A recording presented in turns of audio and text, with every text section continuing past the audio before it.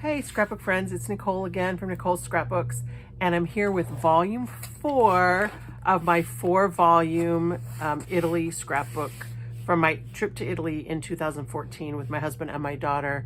Yes, we've made it through all 4 volumes of the scrapbook. I hope you've enjoyed it. I've sure enjoyed reading some of your comments and talking to some of you in person actually about this this whole album adventure of mine. So again, the albums I used were called Cream Mica. This is an old CM book cloth fabric that was kind of a slightly shimmery, not really metallic, but has a little bit of shimmer. And then I chose to use a black custom spine for it. These are the first spines that I did. I don't know that I love them. I learned some things from this. I don't like having my title centered on the spine. From now on, when I do my spines, I make so that they all start at 2 inches from the top, and I like that better. But I still think it looks nice. My husband loves that he can look at the shelf and know exactly which album he is looking for. So if you can't get the spine color that you will match exactly, the contrasting spines do give a very different look, but it's not an unpleasant look, and it definitely does the job of telling you what's in which album. So here we go with volume 4. This is Italy, and again for the 3rd time I used this exact same title page. This one just says Milan and Torino, and those are the last 2 cities we visited on our Italy trip.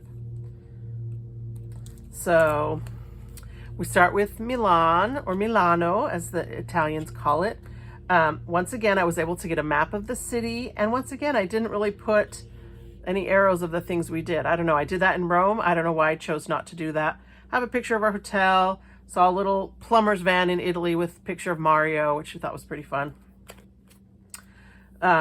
We went to the Duomo, and for all of these Duomo pages, I used kind of a brownish background, and I had this kind of lacy pattern paper that I used kind of sparingly. So like this is one piece of 12 by 12 paper that I cut probably 9 and 3 and put it across 2, and then I had a little lace border punch that I used.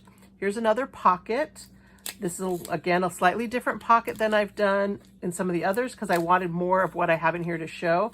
But this is a fun little postcard. I told you that I like to get things that are flat, and I thought this was really cool because you pull it up and you can see the background. And actually I've seen on some of the card making videos lately that there's I think there's a die cut from Lawn Fawn that will let you make a card similar to that, which is kind of fun.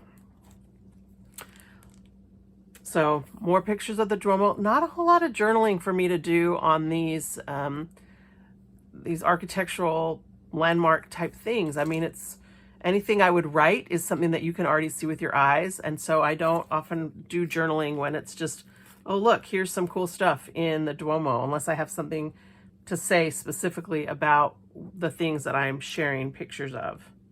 So you can see I've kind of just gone with the same background, that same lace punch. This is I believe a Martha Stewart punch. This is again from that time when Creative Memories had kind of gone away and come back. But I just had this paper and the punch and just kind of used it in different ways on all these layouts to tie them together. All of these from the Duomo in Milan. So you see I do very simple pages. You don't need a whole lot of embellishment, and especially when I'm doing multiple pages of the same theme, I like to have a page design that will correspond with all the pages for that event or that theme. So lots and lots of pictures from the Duomo, and I could have probably crammed a few more pictures in on each layout, but I like to have, I've talked about before, some visual space, visual rest, where you can, you know, rest your eyes. And then of course now we get to this crazy busy page with this chevron paper and all these little ice cream stickers. And so having, you know, there's definitely a contrast, you know, okay, we've left the Duomo, now we're at this chocolate place, super cool chocolate place in downtown Milan. They have this chocolate fountain, and they put melted chocolate in the bottom of your gelato cone before you eat it. It was quite lovely. We really enjoyed this Cioccolati Italiani place. And then we went to this little mall, the Galleria, and inside there was like this dome thing, and around the sides there were these cool paintings that were really pretty. And so I had taken pictures of all of them, but I didn't need all the rest of the picture. So I just cut those out and put them almost like a little border at the top. And then some of that same kind of chevron paper, kind of tie these two together, even though it was across the street. I feel like it made that transition nicer.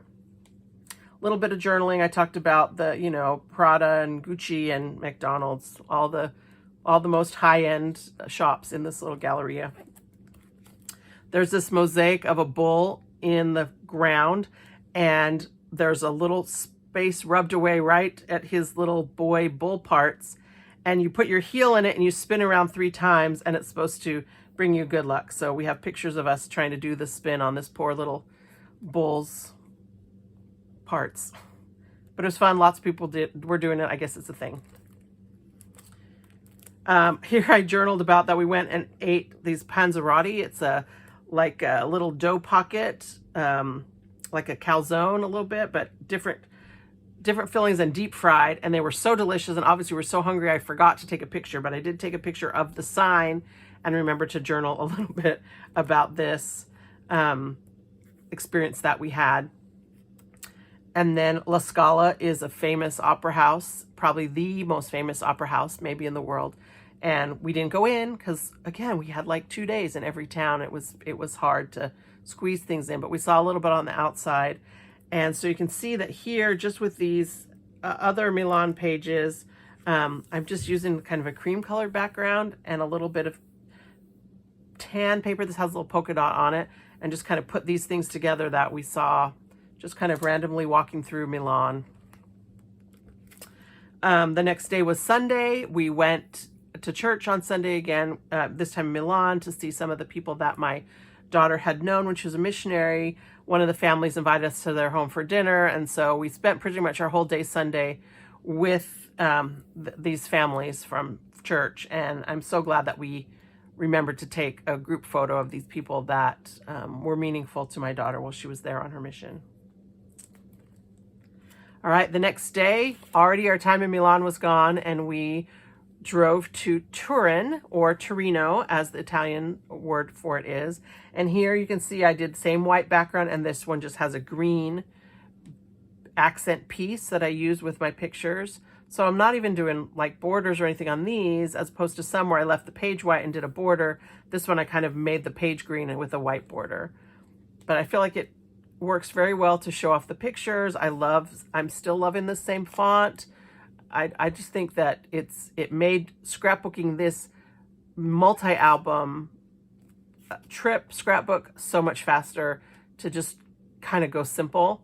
And I think it's super effective with the pictures. I have lots of space for journaling, and I like the clean lines and the crispness of layouts like this. So here's the Torino was the site of the 2006 Winter Olympics. So we drove by the Olympic Stadium and the Olympic torch. That was kind of cool.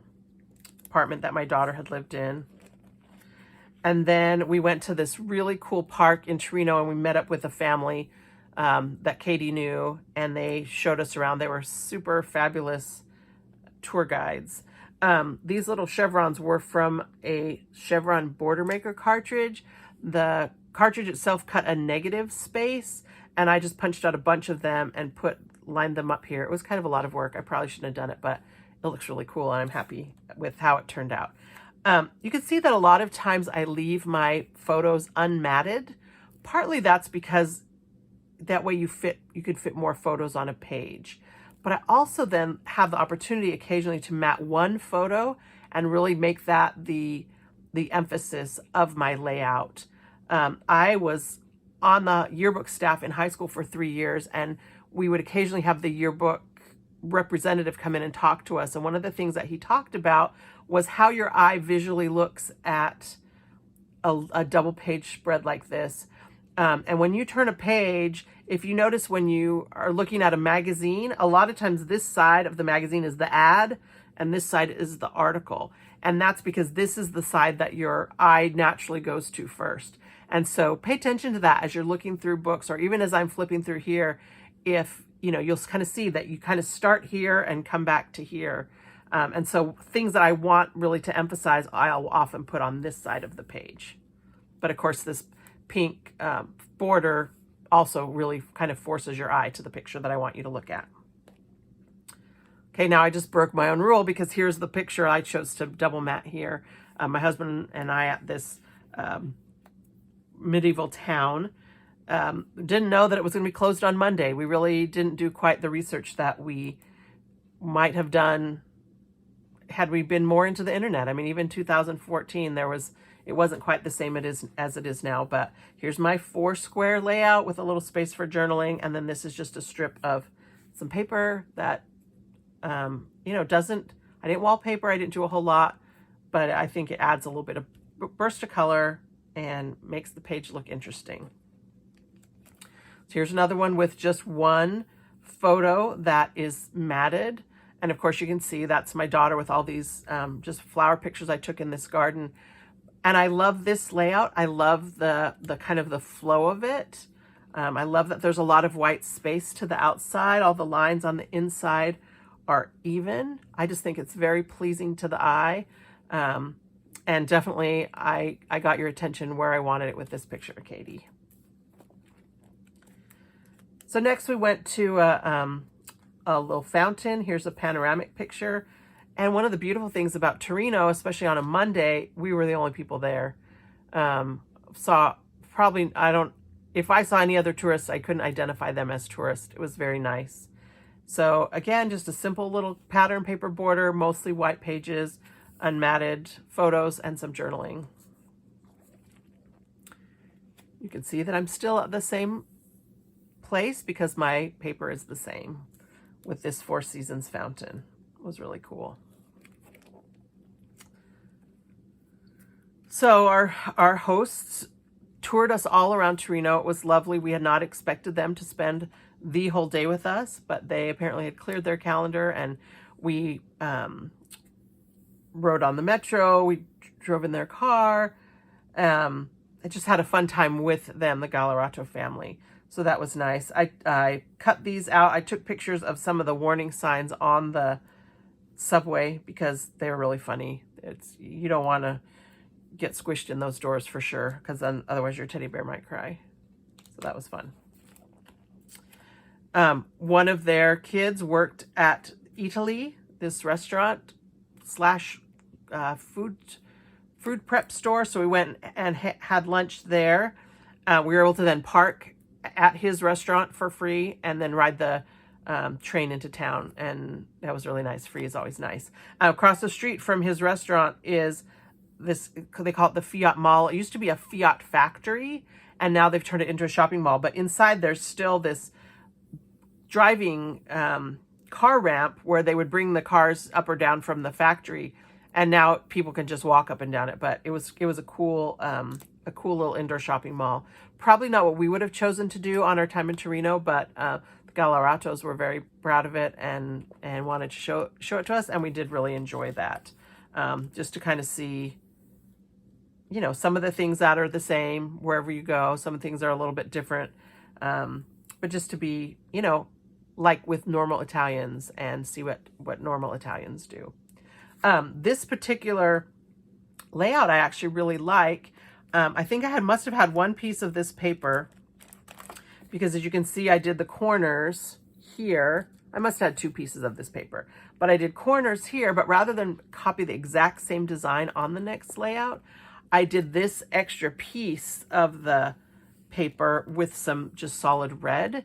I think it looks really cool. I think it ties the two together. So you still have that corner thing going on, but it's not exactly the same, which, you know, breaks up visually a little bit to have a little bit of variation in the design. And yeah, I do actually think it must have been one piece of paper, because if I cut it here and cut it here, then I would be left with these strips. So even if you only have one piece of paper left that you like, turns out you can still do 4 layouts with it. All right, so we rode the train into Torino on the Via Roma, which is probably the road to Rome. And there's like a fancy schmancy shopping mall here too, with an Apple store that is in this old, very elaborate building, and that was kind of fun to see. And of course the Rolex watch store, we don't even go in there because I don't even want to know. I'm scared to know. And here I'm just kind of doing different places in downtown Torino, switching up the papers a little bit, but basically the same concept for the various layouts that I'm doing. I'm not matting any photos. I've just left them plain, but I think it is very effective and I enjoy looking at it. So here's another color. I wrote about this in the journaling. Torino was hard. I didn't find any guidebooks for it before we left, but the Galeratos had given Katie a Torino guidebook when she had been there previously, and so I was able to look in that one, and it talked about the library in the city of Torino that has some original Da Vinci sketches, and so we kind of made that our main goal. How cool would that to be to see some Da Vinci sketches? So we finally found the library, and they're like, oh yeah, we have the sketches, but we don't show them to people. We keep them locked up, which, you know, in retrospect makes sense, but at the time we were kind of disappointed. But we saw some cool artwork, sculptures, some beautiful buildings, no people. I mean, here we are just kind of all by ourselves, which is pretty awesome when you're a tourist in Italy to be all by yourself. I've already told you that Torino means the same as Turin, but just for people in the future, we're looking at my scrapbook. I talked about this, how the Italians refer to it as Torino, but in English we call it Turin. Of course, the famous Shroud of Turin is there, and this is the cathedral where the shroud is kept. And so we did go into this cathedral. I wrote this in my journaling that the building had been damaged by fire in 1997. Maybe some of you remember that, and it's still being repaired. You know, stuff takes a long time to repair. They did save the shroud, which was cool. So a few pictures inside. Pretty simple compared to some of the other places that we've been, although it definitely had decorative pieces. A lot of it was just kind of clean and simple and offset that. We were not able to get in to see the Last Supper when we were in Milan. You have to book that in advance, and we didn't book far enough in advance, couldn't get in. But they have a replica here, life-size replica in this chapel, so that was kind of fun to see. You know, yes, a copy, but we were still in a cathedral in Italy. So I did a whole little section about the shroud. They're pretty sure that the Shroud of Turin is a hoax, but it's a hoax from like the 1400s. So it's like a really old hoax.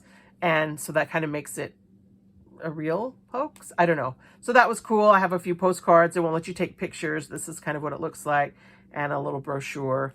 And again, I just did a slide over, not really a pocket, but I only attach this at the top and bottom so I can slide my little pamphlet over, so if somebody wants to look at it, they can pull it out and look at it.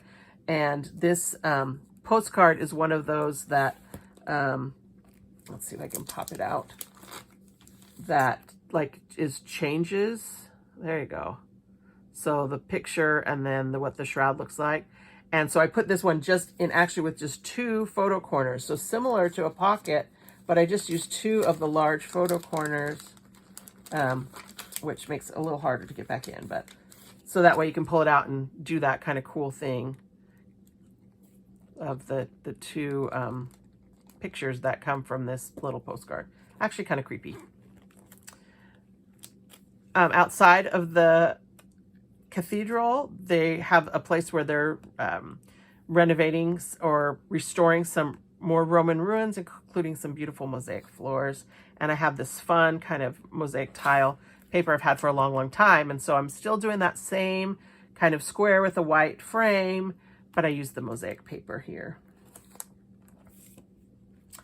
More and more Roman ruins, you know, everywhere you go in Italy. And it's funny because, you know, you call them Roman ruins, but a building that they build today is a Roman building.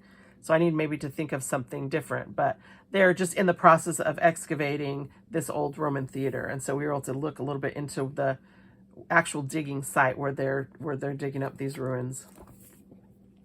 And then we went over to a spot where there's an existing structure from Roman times that's part of the old city gates. But of course, you can see it's got scaffolding around it. I don't know if it's just always in the summer that everything's got scaffolding, or if we just picked a bad year, or if everything is just constantly having to be under scaffolding to stay in repair. Saw a couple of statues sat around with Galeratos and just had a nice little visit/rest with them. And then as we were walking back to the train station, we stopped to tour this museum. That's an old palace, royal palace. I don't know who would have lived in it. It wasn't clear back to Roman times because, you know, we didn't call those palaces. But if you look at this picture right here, you can see that the back of the building is like much older. Like, I want to say it's from like the 1300s. I think it's on the journaling on a future page. And then the front was built in the 1700s. So you got this really old structure in the back, and then they built this more modern, you know, palatial structure in the front. So the Galeratos chose not to go in with us, but they really encouraged us to go in. We offered to pay for them. They said no. So we did feel a little rushed because they were waiting for us outside. So we maybe didn't get to see all the things that we would have liked, but it was really cool to go in and see some of the things that they had in here in this old palace. They had a section where there, again, Roman ruins under the floor with this glass floor on top of it. That was really cool. The beautiful front elaborate palace part had these huge staircases and was just kind of over the top, and not the same as, you know, the Roman ruins, which is the part that really attracts me. But they did have some cool stuff. I'm not discovered on this trip that I'm not a huge fan of Roman ruin. Of art museums. I like them, but I like history museums, like Roman ruins, the Etruscan Museum. I love that. But this kind of some of this art stuff without somebody to explain it to me, sometimes I didn't really know what I was looking at or why I should care. But it's still pretty. And you see here, I'm kind of just running out of photos for here. I did have a little bit of section where I talked about how the back of this is from the Roman era, and you can see the transition from the Roman to the more modern. And it's very cool is that on the back part of the building, there's this observation deck. And if we go back to the picture right here, it's this little section up here at the top, a little arch thing in the back Roman section. It's not this one, it's up here. And so we climbed up there. I think we rode an elevator, actually, knowing me. And we're able to look around and just get a 360 view all the way around. And you're supposed to be able to see the Alps, but it would have been kind of foggy and cloudy, and we didn't really see that far. But we did see this cool, I think it was like a convent or something up on top of one of the hills. If we'd had another day or two, it would have been fun to go visit that. But, you know, it was still nice to see this 360-degree view. So that was pretty much the end of our time in Torino. We had dinner that last night with two of my daughter's friends from the time that she had lived there in Torino. And that was fun. We had a fun night with them. Always interesting to be in a situation where they don't speak English and you don't speak Italian. But these are people that were special to my daughter. And of course, she speaks both and was able to keep us all pretty connected. And then my last page is back in America. I don't have any travel pictures. I kind of wish I did. We had a nightmare of a time in the Milan airport getting home. But we got to New York and I saw the Panda Express, and all I could think of was how much I missed Chinese food because I didn't see anything. And I thought it was interesting that I was so sick of pasta and yet I went right for the noodles from Panda Express.